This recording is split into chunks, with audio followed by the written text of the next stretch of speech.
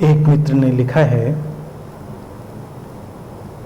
क्या जब हम स्रोत से जुड़े हुए जीते हैं तब भी हर तरह की भावनाएं और विचार हमारे भीतर आ सकते हैं?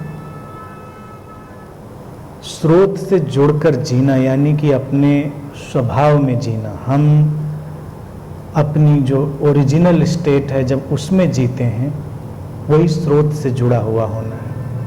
तो पूछा है कि क्या उसमें भी हर तरह के विचार और भावनाएं आ सकते हैं? स्रोत से जुड़े हुए होने को एक और ढंग से हम समझ सकते हैं कि जब हम पूरी तरह ध्यानस्थ हैं, मेडिटेटिव हैं, तब भी हम सोर्स से कनेक्टेड हैं, स्रोत से जुड़े हुए हैं। लेकिन विचार और भावनाओं का जगत जो हमारे भीतर है उसको लेकर कई मिथ हमारे अंदर डाले गए हैं, उनको समझना जरूरी है। जैसे कि विचार और भावनाएं हमारे भीतर घटती हैं, उन्हें हम लाते नहीं, उन्हें हम पैदा नहीं करते। अब एक व्यक्ति का शरीर मन अभी एक अनकॉन्शियस स्टेट में जीने वाला है, तो उसकी जो ट्यूनिंग है तमाम तरह के विचारों और भावनाओं के प्रति वो इस तरह की होगी जो तमाम अचेतन विचारों और भावनाओं को अपनी तरफ आकर्षित कर लेंगी। और जो व्यक्ति सोर्स से कनेक्टेड जी रहा है यानी कि वो लगातार एक सजगता की स्थिति में जी रहा है, पूरी तरह सचेतन है, तो स्वाभाविक है कि उसके शरीर मन की कंडीशनिंग बदल गई है। शरीर मन की उसकी कंडीशनिंग बदली है, तभी उसको सोर्स से कंटिन्यूअस कनेक्टेड होने का भाव पैदा हुआ है। तो अब इस अवस्था में जो उससे लयबद्धता में विचार और भाव होंगे वो आएंगे। हर तरह के का मतलब यहाँ पर कुछ नहीं है, यानी कि ऐसा नहीं है कि हर तरह के आप हम सारी रेंज देख लें विचारों और भावनाओं की, उसमें हो सकती है तमाम, लेकिन वो हमारी कल्पना और अनुमान के अनुसार नहीं होगी। प्रश्न को ज्यादा स्पष्ट अगर हम समझें तो कोई ये पूछ सकता है, क्या उसके अंदर क्रोध की भावना और क्रोध का विचार आएगा? क्योंकि अगर वो सोर्स से कनेक्टेड है, ऑल द टाइम मेडिटेटिव है, तो ये इस पर निर्भर करता है कि उसके जो शरीर मन की यानी बॉडी माइंड की जो कंडीशनिंग है वो क्रोध वाली रही है या नहीं रही है।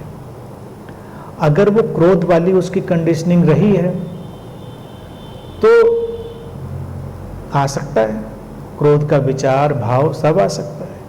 लेकिन ऐसा नहीं होगा कि वो हमेशा क्रोध और क्रोधित होने की जो दशाएं हैं उनमें घिरा हुआ है, ऐसा बिल्कुल नहीं होगा। लेकिन उसके अंदर नहीं पैदा होगा ऐसा बिल्कुल भी नहीं है, वो होगा। कोई ऐसा क्षण, कोई ऐसी परिस्थिति जो उसके अंदर से क्रोध को उभार दे, तो वो उसके अंदर से आ सकता है, क्योंकि वो उसका बॉडी माइंड का एक कंडीशन्ड पार्ट बन गया है। इसी तरह से और भी तमाम तरह की कंडीशनिंग्स हो सकती हैं जो किसी भी शरीर मन की हों, वो चाहे इनलाइटनमेंट को भी उपलब्ध हो, उन कंडीशनिंग्स के अकॉर्डिंग बिहेवियर उसके अंदर से आएगा। बिहेवियर आएगा यानी व्यवहार आएगा, तो जाहिर सी बात है उसके पहले विचार और भाव भी वैसे आएंगे। तो ये बात हमको बहुत स्पष्टता से समझनी चाहिए, तब ज्यादा आध्यात्मिक चीजों को हम स्पष्ट कर पाएंगे।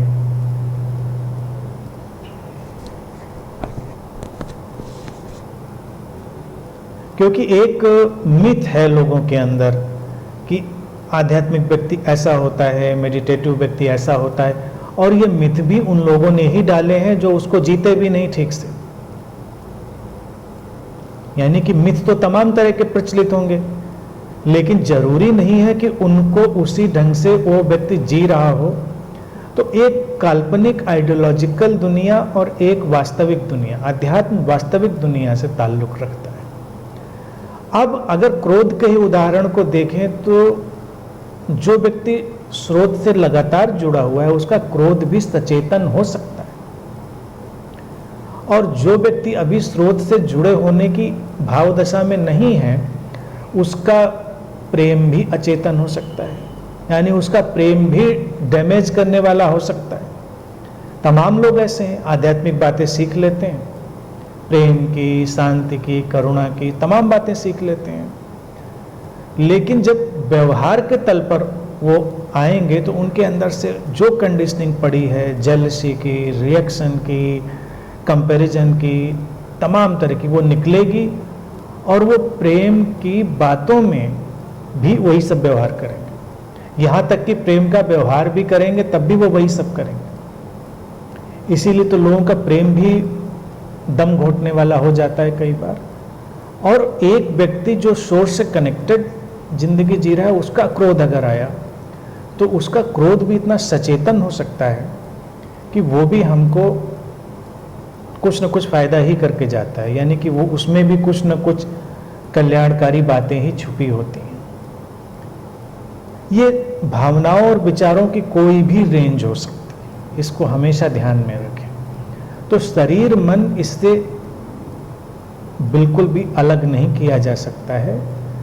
और कई बार तमाम ऐसे लोग मिलेंगे जो अभी उतने सोर्स से कनेक्टेड नहीं जी रहे हैं, उनके अंदर भी तमाम तरह के विचार और भाव नहीं आते जिनको आप नकारात्मक समझते हैं, लेकिन उससे भी कोई बहुत फर्क नहीं पड़ता।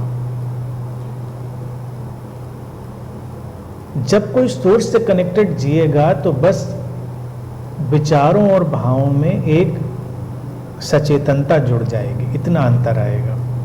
और जो उसके परिणाम होंगे वो परिणाम भी उस सचेतन अवस्था के अनुरूप होंगे, इतना अंतर है। बाकी सारे विचार और भाव आ सकते हैं, लेकिन सारे शब्द भी बड़ा भ्रम डालने वाला है। सारे से हम क्या सोचते हैं उसको हम सोचते रह सकते हैं, लेकिन इतना तय है कि उसके शरीर मन की जो संस्कारबद्धता रही है उसके अनुसार वो आएंगे।